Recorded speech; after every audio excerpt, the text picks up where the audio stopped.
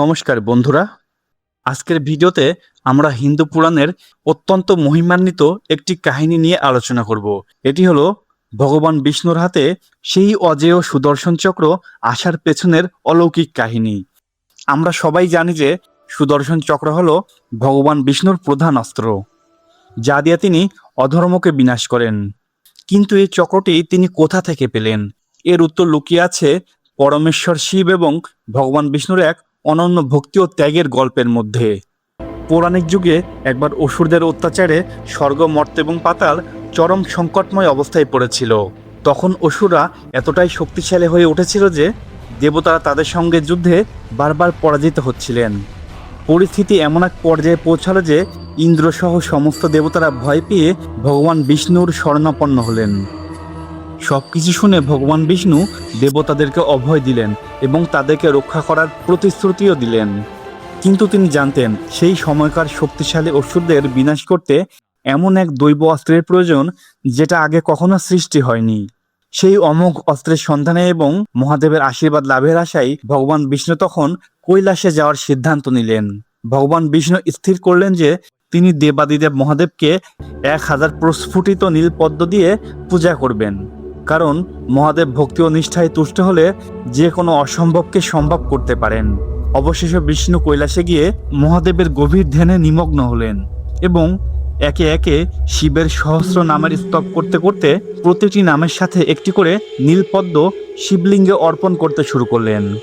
যখন বিষ্ণুর পূজা প্রায় শেষের দিকে, অর্থাৎ তিনি যখন 999টি পদ্ম অর্পণ করে ফেলেছেন এবং শেষ একটি অর্থাৎ 1000তম পদ্মটি শিবলিঙ্গে অর্পণ করতে যাবেন, ঠিক তখনই এক অদ্ভুত ঘটনা ঘটল।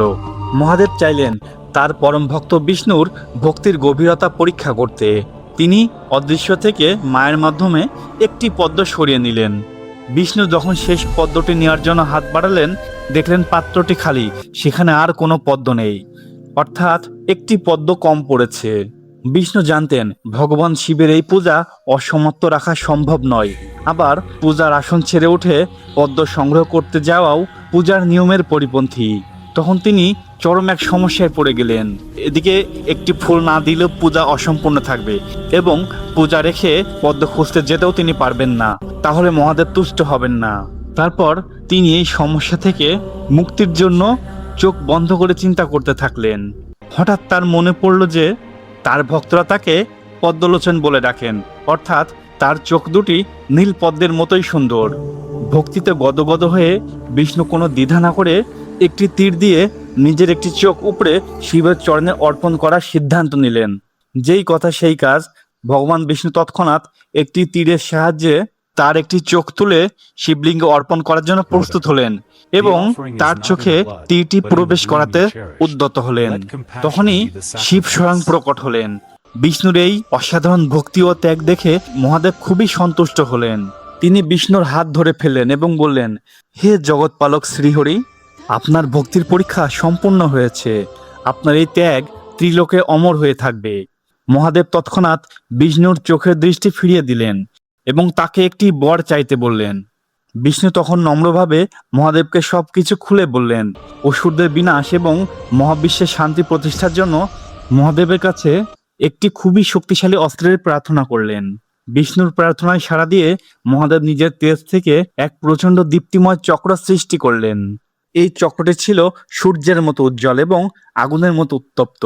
এর ধার ছিল অকল্পনীয় এবং এটি মহাবিশ্বের যে কোনো স্থানে মুহূর্তের মধ্যেই পৌঁছে যাওয়ার ক্ষমতা রাখত। শিব এই দিব্য অস্ত্রটি বিষ্ণুর হাতে তুলে দিয়ে বললেন, এটি হচ্ছে সুদর্শন চক্র। এটি অজেয়, অব্যর্থ এবং সবসময় আপনার ইচ্ছানুসারে কাজ করবে। এর প্রহারে কোনো অশুভ শক্তি টিকতে পারবে না। শিবের কাছ থেকে সুদর্শন চক্র লাভ করার পর ভগবান বিষ্ণু তার তেজ এবং শক্তি দিয়ে অসুর বাহিনীকে পরাজিত করলেন এবং দেবতাদের গৌরব পুনরায় ফিরিয়ে দিলেন। তারপর থেকে সুদর্শন চক্র বিষ্ণুর অবিচ্ছেদ্য অংশ হয়ে উঠল। সত্যিকারের ভক্তি এবং ত্যাগের সামনে স্বয়ং ঈশ্বরও সন্তুষ্ট হন। শিবের প্রতি বিষ্ণুর এই ভক্তি এটাই প্রমাণ করে যে তারা একে অপরের পরিপূরক। প্রিয় বন্ধুরা, আশা করি ভগবান শিবের কাছ থেকে ভগবান বিষ্ণুর সুদর্শন চক্র প্রাপ্তির এই কাহিনীটি আপনাদের অনেক ভালো লেগেছে। হিন্দু পুরাণের এমন আরো অনেক অজানা ও রহস্যময় গল্প জানতে আমাদের সাথেই থাকুন। প্রিয় বন্ধুরা, আজকের ভিডিওটা এই পর্যন্তই। দেখা হবে আবার পরের কোনো ভিডিওতে। ততক্ষণ পর্যন্ত সবাই অনেক ভালো এবং সুস্থ থাকবেন। আর ভিডিওটি ভালো লাগলে লাইক দিয়ে সাবস্ক্রাইব করবেন এবং এই ভিডিও সম্পর্কে আপনার যে কোনো মতামত জানাতে ভিডিওর কমেন্ট বক্সে অবশ্যই কমেন্ট করবেন। জয় শ্রী বিষ্ণু, হর হর মহাদেব।